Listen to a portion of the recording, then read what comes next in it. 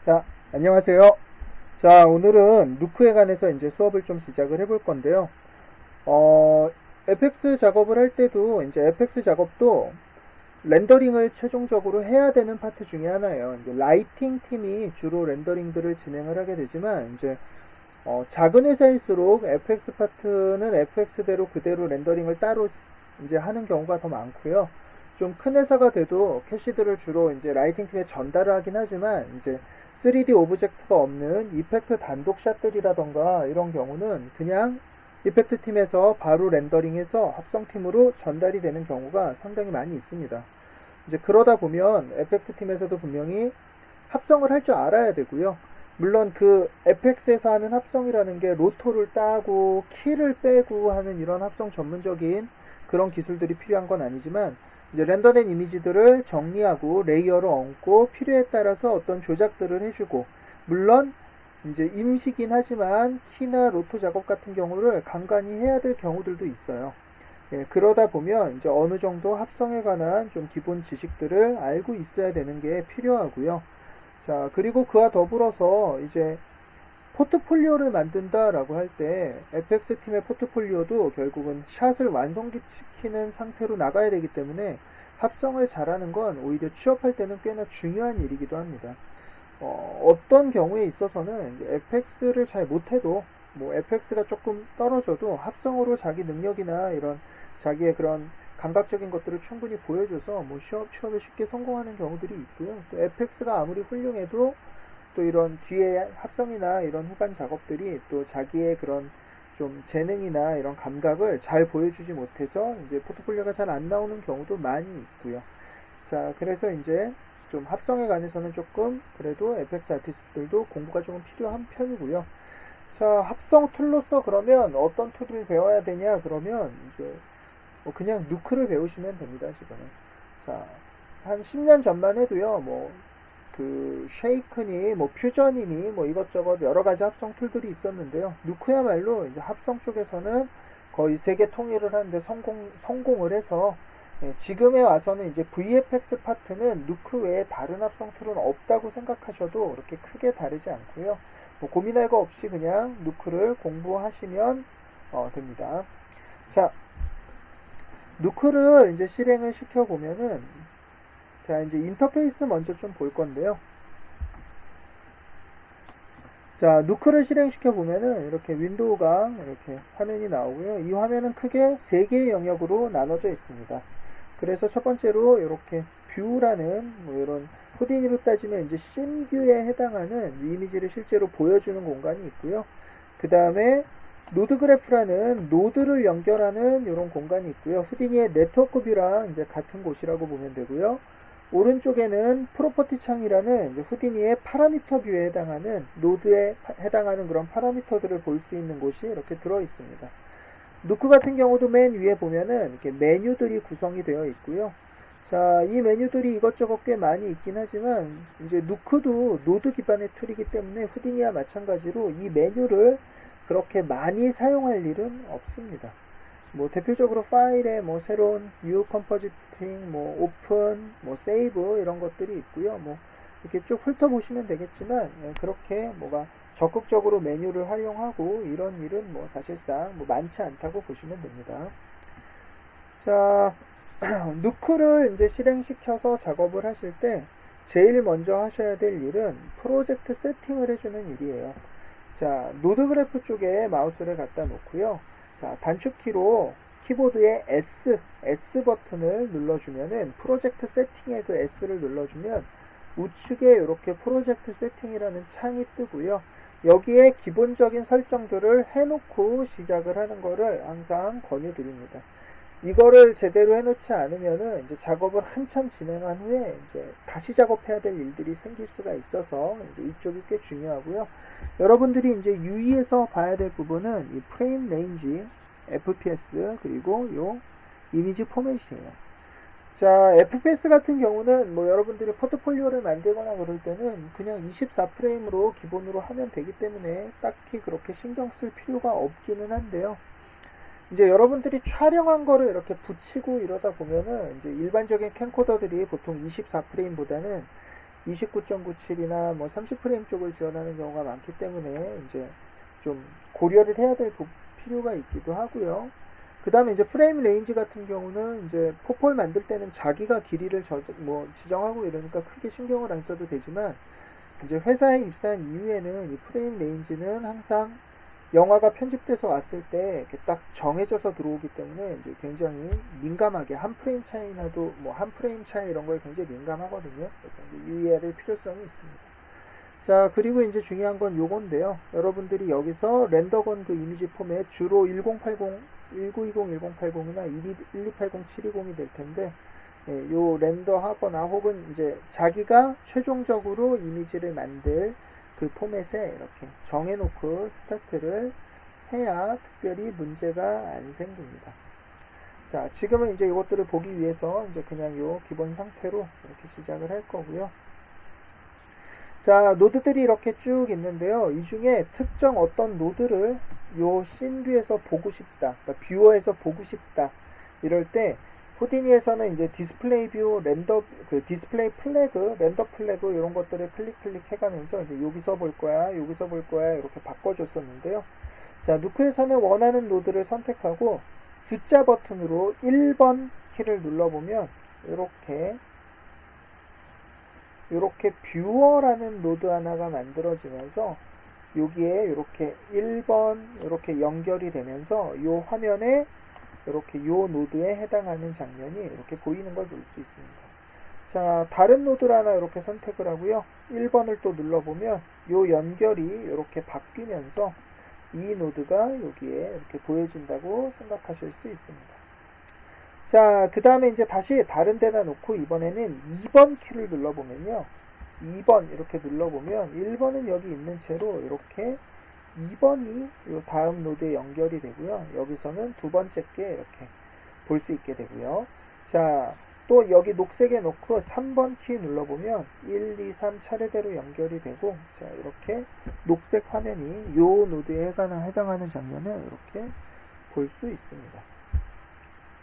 자, 이제 이 뷰어에 마우스를 올려놓고요. 여기에 마우스를 갖다 놓고 1, 2, 3, 1, 2, 3 이렇게 눌러보면 각각 번호에 해당하는 이 노드의 이 화살표가 활성화되면서 이제 각기 다른 것들을 이렇게 보여주게 되는 것을 확인할 수 있고요.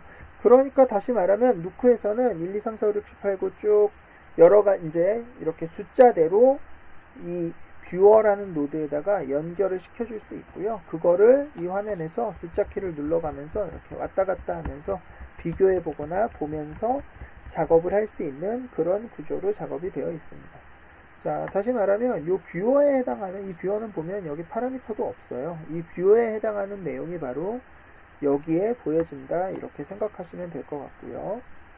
자, 그래서 이렇게 숫자 1, 2, 3 단축키랑 이렇게 뷰의 뷰 창을 가지고 화면을 확인한다 이렇게 이해하시면 될 것 같습니다. 자, 그 다음에 이제 또 하나의 요 패널이 여기 보면 노드 그래프라는 요 패널이고요. 후디니에는 이제 네트워크 패널이라는 그거하고 이제 대응되는 곳이고요. 자, 작업의 대부분은 여기서 이루어지고요. 후디니와 마찬가지로 누크도 노드 구조로 이루어져 있기 때문에 노드들을 하나씩 꺼내서 연결하면서 이렇게 작업을 하신다 이렇게 이해하시면 될 것 같습니다. 기본적으로 노드 구조 자체가 후디니랑 누크가 거의 같기 때문에 후디니 유저들이 누크를 배우는 거는 그러니까 합성의 이런 능력을 키우는 건 전혀 다른 일이지만 누크라는 툴을 배우는 거는 굉장히 쉬운 일이기는 해요. 누크에서 노드를 추가하는 방법은요, 탭 키를 이용해서 역시나 이렇게 직접 이름을 써줘서 노드를 추가하는 후디니랑 같죠. 탭 키를 가지고 예를 들면 뭐 그레이드 뭐 이런 식으로 노드 이름을 써서 노드를 이렇게 꺼내줄 수 있고요. 다만 이제 노드의 개수가 이제 후디니와 비교해서 그렇게 많지는 않아요. 아주 이제 저렴한 개수를 가지고 있습니다. 자, 그래서 이제 노드 연결을 이렇게 진행을 할 수 있고요. 이제 뭐 어떤 노드들이 있는지는 이따가 같이 한 번씩 쭉 살펴보도록 할게요. 자, 그 다음에 해당 노드를 더블 클릭을 하면은 이렇게 오른쪽에 프로퍼티 창에 그 노드에 해당하는 요 파라미터 창이 이렇게 같이 표시가 되고요. 자, 이렇게 선택만 한다고 여기 표시되지 않고요. 이렇게 더블 클릭을 해야 여기로 올라가고요. 자, 후디니와 다른 점이 있다면 한 개만 올라가는 게 아니라 이렇게 여러 개가 아까 우리가 봤던 것들이 사라지지 않고 이렇게 차례대로 누적되는 방식이에요. 자, 여기 써 있는 요 10이라는 숫자가 10개까지 패널을 계속 띄워주겠다 이런 의미고요. 저 같은 경우는 이제 후디니 유저에서 그런지 모르지만 이렇게 여러 개가 있는 게 보는 게 좀 정신사납고 이래서 그냥 한 개로 줄여놓고 작업을 하는데요. 네, 그거는 뭐 여러분들 편한 대로 작업하시면 될 것 같습니다. 자, 예를 들어서 이렇게 선택하면 요거에 해당하는 파라미터 뷰가 여기 뜨고요. 또 요 노드를 선택해보면 요거에 해당하는 파라미터가 오른쪽에 뜨고요. 자, 이런 식으로 이제 작업을 구성할 수 있게 됩니다. 자, 누크에도 뭐 이거 외에도 몇 가지 이렇게 패널들이 더 있는데요. 예, FX 작업자로서 이렇게 가합성을 할 때 뭐 요 커브 에디터 정도만 조금 더 필요하지 뭐 그 외의 것들이 막 많이 필요하고 이러지는 않아요. 자, 그래서 오늘은 이제 누크를 배우는 것과 동시에 이제 자, 합성을 좀 이제 합성이라는 것이 어떤 건지 좀 기본 원리에 대해서도 좀 같이 배워보도록 하겠습니다. 빛의 삼원색과 삼원색 뭐 이런 얘기 들어보셨는지 모르겠는데요. 자, 우리가 보통 이제 그 색깔 그 뭐죠? 이제 초등학교 미술 시간에 그 물감의 삼원색 이래서 빨강, 노랑, 파랑 이런 거에 대해서 좀 배워보셨을 거예요. 빨로파 보통 이러죠. 그래서 빨로파가 있고 섞으면 섞을수록 색상은 점점 어두워집니다. 뭐 이런 식으로 배웠을 텐데요. 자, 빛 같은 경우는 빨강, 초록, 파랑이 이제 빛의 삼원색 이래서 가장 기본되는 색상들이고요. 그리고 그 빨초파, 그래서 영어로 하는 그게 빨초파가 RGB, 레드, 그린, 블루, 그게 이제 빛의 기본색이에요. 자, 그래서 빨간색, 녹색, 파란색 이렇게 세 가지가 이제 기본 3원색이고요. 자, 그래서 이제 이렇게 1번 이렇게 해서 보면은 요게 바로 우리가 흔히 말하는 이제 빛의 삼원색의 요 다이어그램이에요. 자, 마우스를 이렇게 대보면은요, 요거에 해당하는 색깔 정보 값이 여기에 바로 표시가 돼요. 올려보면 0, 0, 0, 1 이렇게 파란색만 1값을 가져서 여기는 블루, 파란색이 되고요. 이쪽으로 가져가면 100 그래서 레드값, 여기로 가면 010 이렇게 해서 그린 값이고요. 자, 빛 같은 경우는 더하면 더할수록 항상 밝아지게 돼 있어요. 그래서 색상이라는 건 물감은 섞으면 어두워지지만 빛이라는 건 결국 빛이 더해진다라는 개념이기 때문에 이제 점점 더 밝아질 거고요. 자, 빨강과 녹색을 섞어주면 요 노란색 마우스 클릭하고 여기 값을 보면은 아까 빨강 1이었고요. 녹색도 1이었고 파란색은 없었으니까 0이죠. 그래서 110 이렇게 돼 있고요. 요게 바로 노란색이 되네요. 그 다음에 녹색이랑 파란색을 섞으면 011이 될 거고요. 요 색상 값은요. 그리고 자, 이런 하늘색 비스드름한 색이 되는데 이게 바로 이제 사이안이라고 불리우는 색깔입니다. 그 다음에 요 아래로 내려가면 101 분홍빛깔을 띠게 되는데요. 이게 마젠타라는 색상이에요. 자, 그래서 레드랑 블루 섞은 마젠타, 빨강이랑 녹색을 섞으면 옐로우, 그 다음 녹색, 파랑이 섞으면 사이안이 되고요. 이 세 가지 색을 전부 섞으면 이제 111 완전히 화이트, 흰색이 만들어지게 됩니다. 자, 그러면 그랬을 때 요 빨간색과 요 사이안, 얘는 이 숫자 그 값으로 보면요 100이고요. 얘는 011이죠. 그러니까 두 개를 합치면 흰색이 되겠네요. 그래서 어떤 두 색을 섞었을 때 흰색이 되는 그 색을 보색이라고 부르고요. 예, 이제 뭐 보색이라는 건 이제 수학적이나 이런 값으로 따지면 이런 의미가 되고요. 실제로는 이제 뭐 대비가 심한 색, 그래서 파랑과 노랑이 섞여 있으면 눈에 잘 띄고 뭐 이런 식으로 이해하시게 되죠. 그래서 이제 요거 두 개가 더해 어찌됐건 꼭 빨강과 사이안이 아니더라도 어떤 두 가지 색을 섞어서 흰색이 되는 그 색들을 보통 보색이라고 표시를 합니다. 자, 그래서 우리가 FX를 할 때 뭐 했었죠? 저희가 아직 배우진 않았지만 그 벡터의 연산, 뭐 크로스도 하고요. 뭐 미분, 적분이 필요할 수도 있고, 뭐 여러 가지 이제 굉장히 많은 수학적 기반들이 수학이 좀 필요하다 그러면요. 합성 작업자들한테 주로 필요한 거는 이제 덧셈, 뺄셈, 곱셈이에요. 이 값들을 이제 색상들을 더하고 빼고 곱하고 이런 것들이 합성의 가장 근간에 깔려 있는 이제 원리가 된다고 보시면 될 것 같아요. 자. 빛의 삼원색을 좀 봤고요. 이제 색상을 어떻게 더하는지 곱하는지를 한번 보도록 할게요. 자, 렌더건 두 가지 이미지를 한번 볼 건데요. 여기에 1번 이렇게 눌러서 이게 바로 레고 블럭, 우리 예전에 만들었던 레고 블럭 렌더링한 이미지고요. 그 다음에 기어는 2번 눌러서 이렇게 보도록 하겠습니다. 1번, 2번, 1번, 2번 이렇게 해서 이제 두 개 이미지를 이렇게 볼 거고요. 자, 이 두 개 이미지, 요 기어랑 레고 이 두 개의 이미지를 더해주면, 두 개를 합쳐주면 어떻게 보일까요? 자, 이 두 가지를 더하면은요. 자, 색상은 아까도 말했지만 빛은 그 두 개를 더하면 항상 밝아진다 이렇게 얘기를 했었죠. 그래서 요 두 개를 플러스한 여기를 3번 눌러서 한번 확인해 보면요. 요렇게 더해진 부분이 요거나 요거보다 더 이렇게 밝아지는 걸 볼 수 있어요. 그래서 색상과 색상을 더하면은 항상 그 색상은 점점 더 밝아지게 되어 있습니다. 그래서 이제 합성해서 두 가지 이미지를 더한다 그러면 밝아진다, 더 세진다 이렇게 이해하시면 될 것 같고요. 자, 그러면 이번엔 다르게 이 두 개를 곱해주면 어떻게 될까요? 자, 색상 두 개를 곱해주면요. 자, 우리가 보통 곱하기 그러면 점점 더 커진다 이렇게 생각하기 쉬운데요. 우리가 보통 렌더 이미지, 색상, 그 렌더된 이미지들은 대부분의 경우 값이 1000, 2000, 3000 이렇게 들어있는 게 아니라 0에서 1까지 값이 들어있어요. 0에서 1까지. 이 경우에도 레고를 보면 거의 대부분이 여기 물론 1 넘는 것들이 조금 있긴 하지만 이런 것들 보면 이렇게 0, 1보다 크지 않은 값들이 다 들어있는 거를 이렇게 볼 수 있습니다. 그러다 보면 1보다 작은 값 0.5, 0.7, 0.3 이런 값들이기 때문에 색상과 색상을 곱하면 많은 경우에 있어서 항상 그런 건 아니지만 많은 경우에 있어서 점점 더 어두워집니다. 그래서 이렇게 레고 이미지와 기어 이미지가 있을 때 두 개를 곱해보면 원래 있던 이거보다도 이렇게 좀 어두워지고요. 얘보다도 더 어두워지고 이렇게 조금 어두워지는 이런 그림을 볼 수 있고요.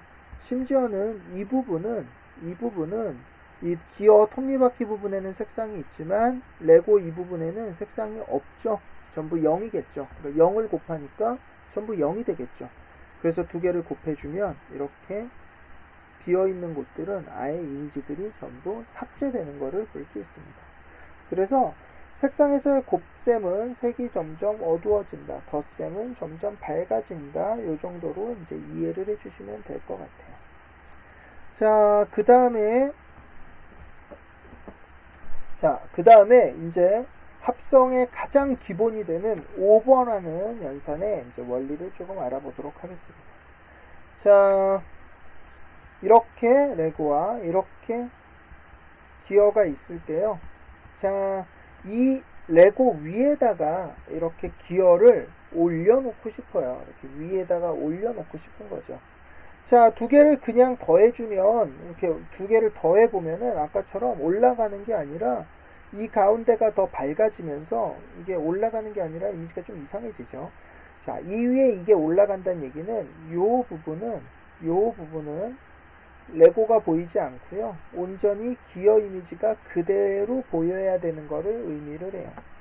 자, 그래서 이 두 개를 올려놓는 이 처리를 하기 위해서 고민하고요. 그거에 관해서 이제 어떻게 처리할지를 고민하다 이제 솔루션을 만든 게 바로 알파라는 거예요. 자, 이 이미지의 색상은 이렇게 있지만 얘가 어느 정도 투명할 건지, 이 기어가 이 레고 위에 100% 다 올라갈 건지, 아니면 약간 뒤에가 비칠지, 이런 거를 결정하는 그런 이제 패스가 알파라는 거고요. 우리가 흔히 말하는 RGBA 이거의 그 A 부분이고요. 여기 보면 숫자들 중에 요 마지막에 하얀색 요게 바로 알파라는 채널을 말을 하고 있습니다. 자, 기어를 보고요. 자, 여기에 A키를 눌러보면 이렇게 A로 바뀌면서 한 번 더 누르면 다시 돌아오고요. 이렇게 A로 바뀌는 걸 볼 수 있는데 이게 바로 알파 채널이라는 이 이미지의 알파를 나타내는 채널이고요.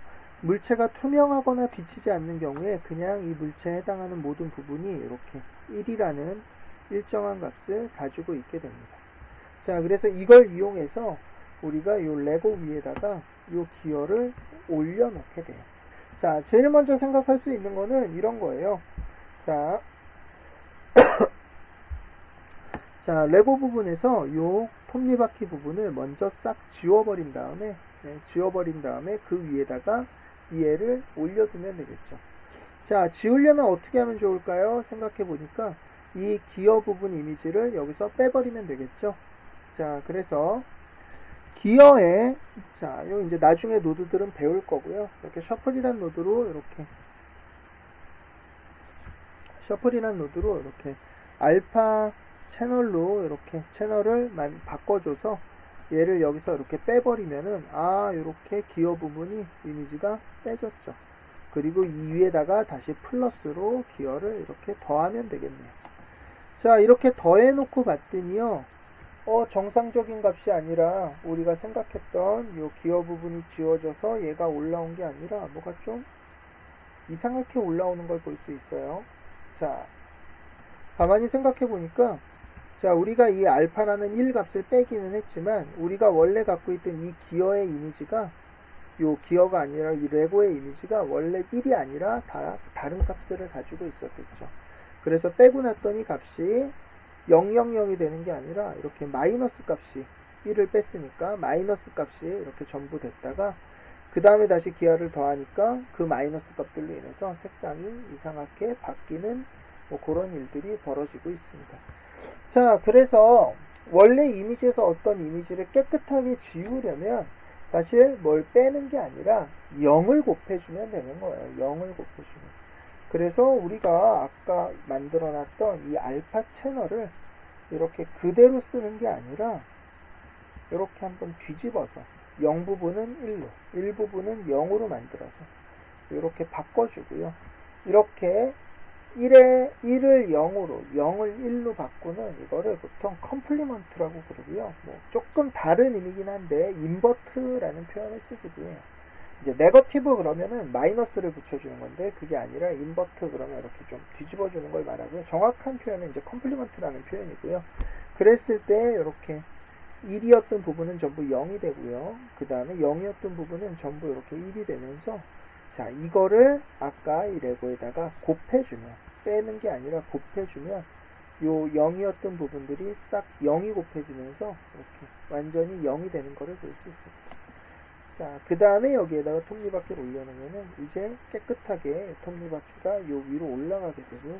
그래서 이렇게 레고 위에 이렇게 톱니바퀴가 예쁘게 올라가는 걸 볼 수 있고요. 자, 요렇게 이미지 두 장을 올리는 걸 밑에 있는 이미지 위에 있는 이미지를 이렇게 올려두는 거를 오버라고 합니다. 오버. 이 오버라는 게 이제 어떻게 보면은 합성의 가장 기본 중에 기본이라고 생각하시면 될 것 같아요.